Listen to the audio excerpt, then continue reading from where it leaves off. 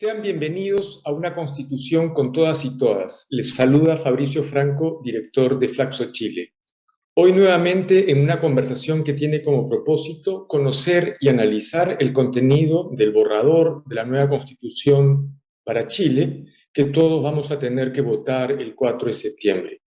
Hoy nos unimos a este diálogo con la convencional constituyente por el Distrito 12 de la región metropolitana, la psicóloga y quien fuera vocera de la coordinadora del movimiento feminista 8M, Alondra Carrillo Vidal. Hola, muchas gracias por la invitación. Gracias a ti. Alondra, permíteme preguntarte muy directamente, ¿cómo decidiste postularte como convencional? Me refiero a cuáles fueron tus motivaciones y expectativas y qué voces querías representar. Sí, no fue una decisión personal, no es que yo haya decidido en mi fuero interno que quería ser candidata. Fue un proceso colectivo de la coordinadora feminista 8M de Santiago, que discutió largamente cómo enfrentar la coyuntura ante la que nos ponía el itinerario institucional que había sido trazado a partir de la revuelta popular. Hicimos una valoración de ese escenario político y decidimos que íbamos a disputar la presencia, tanto dentro como fuera de la Convención Constitucional, con nuestra propia voz, de manera indelegable, decíamos. Y que para eso íbamos a levantar listas independientes del movimiento social, expresivas de la revuelta, que llevaran a la constituyente el programa feminista contra la precarización de la vida que habíamos construido. Y la coordinadora le pidió a algunas de nosotras, por las responsabilidades que habíamos tenido en la coordinadora, que asumiéramos esa tarea y que fuéramos candidatas de la coordinadora. Y en mi caso eso significó también un proceso como de primarias populares con la Asamblea de Organizaciones Territoriales y Sociales del Distrito 12, el distrito en el que yo he vivido toda mi vida. Genial.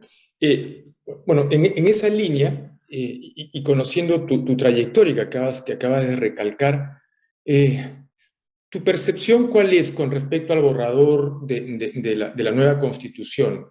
¿Responde a las expectativas que ustedes se plantearon como colectivo o consideras que todavía quedan deudas pendientes con respecto a la temática de la mujer y a la temática del género? Sí, primero que todo nosotras nos propusimos volcarnos a este proceso en un contexto en el que nos llamamos, lo decíamos así, a saltar todos los torniquetes, todos los obstáculos que se iban poniendo a la manifestación de la voluntad popular. Uno de los cuales era, por ejemplo, el quórum de 2/3, ¿no? Que estaba diseñado y pensado por parte de la derecha para garantizarles una representación que constituyera un bloqueo a los avances democratizadores del movimiento popular. Y lo hicimos a través de esta figura que eran las listas independientes, que era una figura que no había existido previamente y no ha vuelto a existir desde ese momento, y fuimos progresivamente, diría yo, desbordando todas las limitaciones que inicialmente se habían diseñado para el proceso constituyente. Y ese desborde es tanto un desborde de presencia, es decir, los movimientos sociales llegan con una presencia muy fuerte a la Convención Constitucional, los sectores independientes desbordan absolutamente todos los marcos que se habían previsto inicialmente. Se decía que íbamos a ser máximo 12, somos 60 dentro de la Convención Constitucional, y además desbordando también en términos de contenido, programáticamente. Y eso en dos sentidos. En el sentido de que el programa que hemos construido se ha desplegado al interior del debate constituyente y ha quedado consagrado. Muchos de los mandatos con los que llegamos, prácticamente todos los mandatos con los que llegamos a la convención, se han visto reflejados en las normas que están contenidas en el borrador. Y además, el hecho de que la convención fuera paritaria, que la constituyente fuera paritaria, también transformó los contenidos de la democracia e hizo posible que esas históricas reivindicaciones del movimiento feminista, que antes siempre eran dejadas en el último lugar de la lista de prioridades, pasaran al borrador de manera definitiva. Y esto implica tanto avances en materia de democratización, derechos sociales con una perspectiva de género, y también el establecimiento de demandas históricas del movimiento feminista como los derechos sexuales y reproductivos, la autonomía personal, la educación sexual integral, el reconocimiento del trabajo doméstico y de cuidados, el derecho a la vida libre de violencia, la democracia paritaria, entre solo algunas de las cuestiones que nos propusimos traer a la constituyente y que quedaron efectivamente consagradas. De acuerdo. Sacaste el tema, así que quería preguntarte puntualmente. Finalmente, los 2/3, visto desde hoy, ¿sí? ¿Los 2/3 terminaron constituyendo un candado o un mecanismo que terminó dándole legitimidad? No te estoy preguntando con respecto a tu posición de hace 7 u 8 meses, ¿sí? Me estoy refiriendo a tu mirada hoy. ¿Cómo lo percibes? No cabe duda de que, de alguna manera, el discurso en torno a los 2/3 ha ido transformándose en la medida que ha ido avanzando el proceso, ¿no? El discurso social también. Especialmente, yo diría, por la composición que tiene el órgano constituyente y que, por lo tanto, hacía que los 2/3 no estuvieran en la clave que habíamos dicho al inicio, es decir, entregar 1/3 de bloqueo a los sectores reaccionarios o a los sectores de la derecha o la ultraderecha, sino que son 2/3 que se constituyen, por así decirlo, en un abanico amplio de sectores diversos, heterogéneos y en general de una matriz más bien progresista, ¿no? Sin embargo, sin duda que se ha tratado también de una cuestión altamente exigente que ha redundado en algunos problemas, diría yo, para consagrar cuestiones que escapan de lo que se situó como el marco de posibilidad del proceso constituyente. Y ahí estoy pensando en cuestiones muy importantes que no quedaron en el borrador por el quórum de los 2/3. Estoy pensando en los derechos de las personas en situación de movilidad humana, en el derecho de las personas migrantes, ¿no? La consagración de sus derechos humanos. Estoy pensando en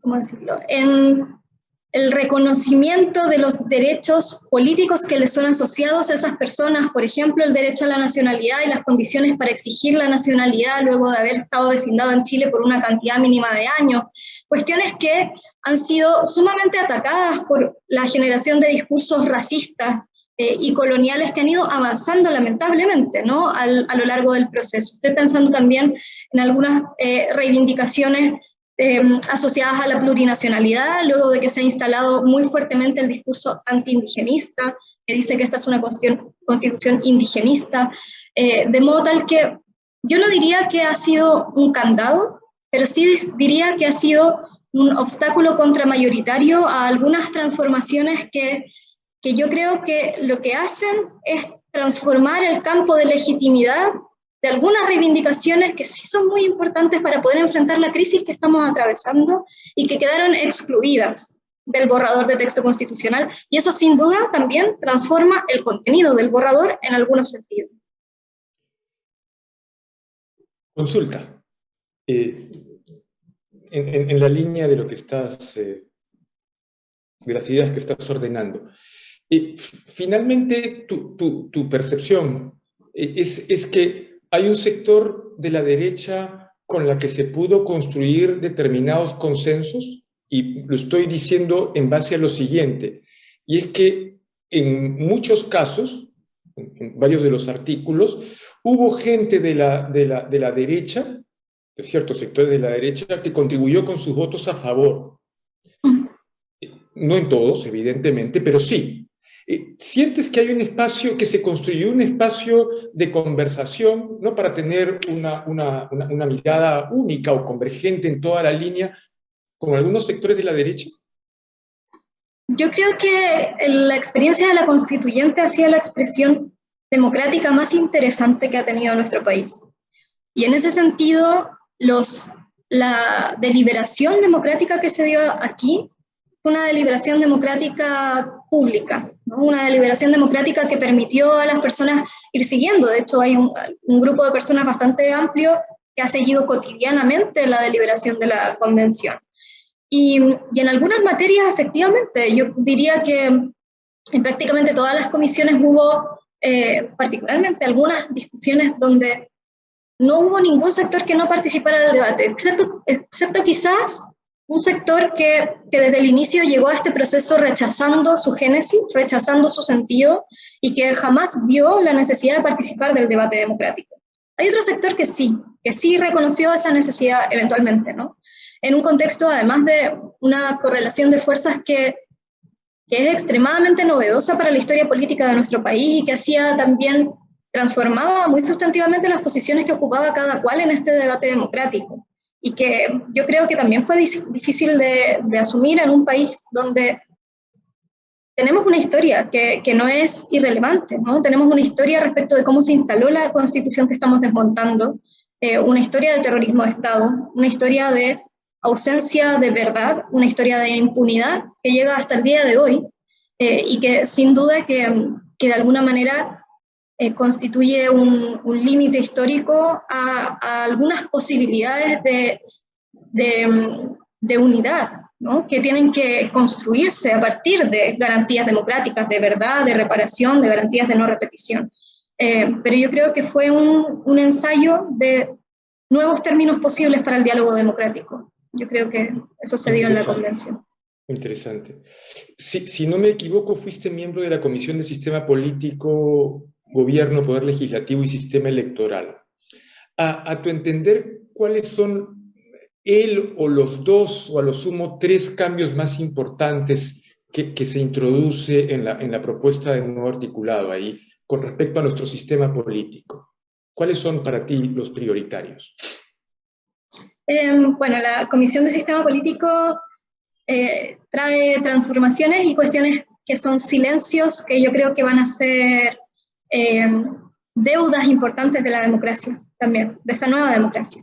Pero también trae algunas cosas que sí constituyen cuestiones muy importantes. La democracia paritaria, sin duda, como una modificación histórica que avanza un paso en la historia de la humanidad, ¿no? Aquí damos un paso en la historia de la humanidad que desde mi perspectiva va a tener un alcance inconmensurable, porque es una modificación de la integración de los órganos democráticos, pero la modificación de la integración o las políticas de la presencia, como son llamadas desde algunos sectores del movimiento feminista, no implican solo la presencia, ¿no? Implican también que algo sustantivo de nuestra vida en sociedad, de nuestra comunidad democrática, se transforma con esto. Y además es una paridad que está en una clave muy novedosa, es una paridad no binaria, es decir, no está pensado solamente en una sociedad donde hay hombres y mujeres, sino que reconoce que el género es un espectro, y que además se constituye, nosotros lo decimos así, como piso y no como techo.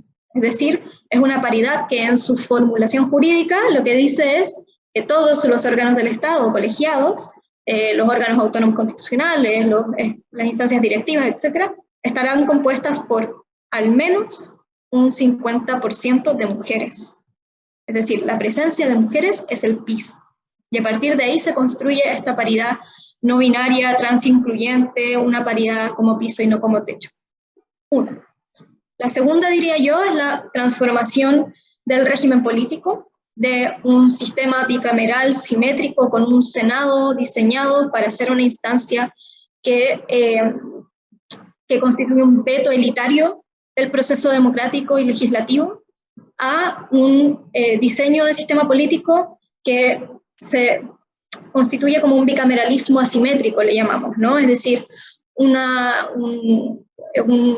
estructuración legislativa centrada en la posibilidad de que se manifieste la voluntad popular, cuestión abiertamente contraria al sentido que tenía la Constitución del 80 diseñada para limitar la expresión de la voluntad popular, y también construida en función de un Estado regional, que es la forma de Estado que quedó definida en la Comisión de Forma de Estado, donde hay un Congreso de Diputadas y Diputados y una Cámara de las Regiones que tienen principios de representación que son distintos y por lo tanto pesos relativos en la toma de decisión legislativa que también son distintos.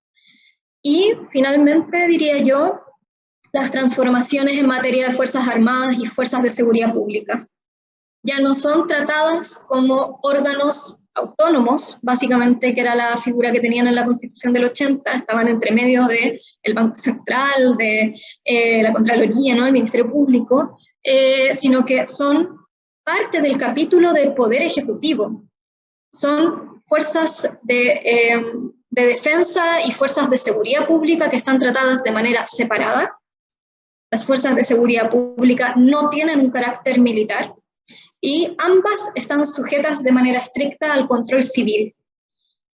Y además ambas están mandatadas a tener una formación que tenga como base el respeto irrestricto de los derechos humanos. Yo creo que esas tres, por solo dar algunos ejemplos, son transformaciones históricas que fueron propuestas por la Comisión de Sistema Político.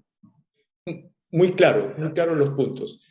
En otra entrevista me interesaría preguntarte los puntos que consideras que se quedaron afuera, pero permíteme seguir avanzando.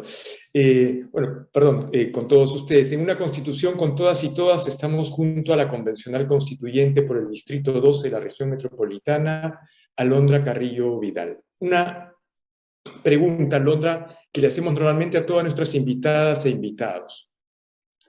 De cara al 4 de septiembre, fecha en la que vamos a votar por apruebo o rechazo, ¿cuáles son los 4 pilares que tendría el borrador de la nueva Constitución que para ti le daría la legitimidad, ¿sí?, frente a la ciudadanía? Digo 3 o 4, si son un poco más, te escuchamos. Yo diría que el primer pilar no dice relación con el contenido, sino con cómo se construyó la Constitución. Esta es la primera vez que una Constitución se escribe democráticamente en la historia de nuestro país, de la manera en la que se ha construido esta Constitución. Es la primera vez que en un órgano enteramente electo por la ciudadanía para tal efecto, un conjunto de personas mandatadas a representar la voluntad popular se sientan a escribir una Constitución y que además lo hacen en paridad, con participación de los pueblos originarios que han habitado este país desde antes de que este Estado fuese Estado, ¿no? Y también con mecanismos de participación popular que nunca antes habían sido levantados desde un órgano del Estado. Es una Constitución que tiene una génesis democrática, y por lo tanto ese es para mí el primer argumento, porque demuestra que los pueblos podemos escribir nuestras constituciones, que tenemos esa capacidad.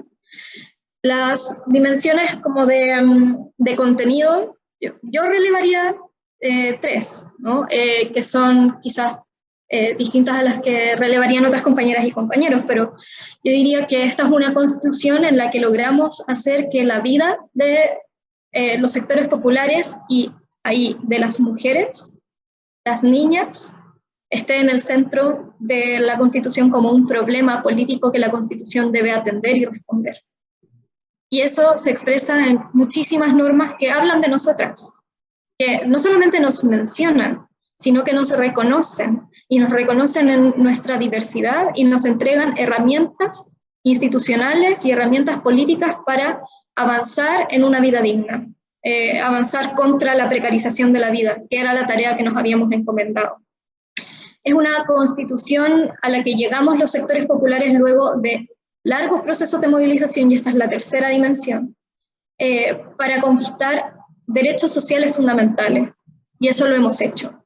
En la Constitución están contenidos las palabras de los lienzos que levantamos el 2011, están contenidas las demandas por una educación pública, gratuita, no sexista, está contenida la demanda por el derecho a la vivienda digna y adecuada, el derecho a la salud pública universal, el derecho al fin a una seguridad social integral, el reconocimiento del trabajo doméstico y de cuidados, un sistema integral de cuidados, derechos sociales por los que hemos peleado durante tanto tiempo están ahí. Y los escribimos juntas y juntos, desde las organizaciones sociales, desde el movimiento social y también en la constituyente. Y el cuarto que diría es que las luchas socioambientales, que han sido las luchas contra la devastación y la depredación extractivista que ha destruido nuestro medio ambiente, han sido también un eje estructurante de una constitución que podemos decir que es una constitución ecológica, y que pone también esta urgencia de enfrentar la crisis climática y la devastación socioambiental como una de las preocupaciones más relevantes que le dan forma al proyecto constitucional. Yo creo que con estos 4 elementos tenemos razones más que suficientes para manifestarnos en el plebiscito de salida del 4 de septiembre. Estuvimos en una constitución con todas y todas con la convencional Alondra Carrillo Vidal, vocera de la coordinadora del movimiento feminista 8M. Muchísimas gracias, Alondra. Muchísimas gracias a usted. Gracias también a ustedes que nos están siguiendo en nuestras transmisiones vía YouTube, en nuestra versión podcast en Spotify y en todas las plataformas de Flaxo.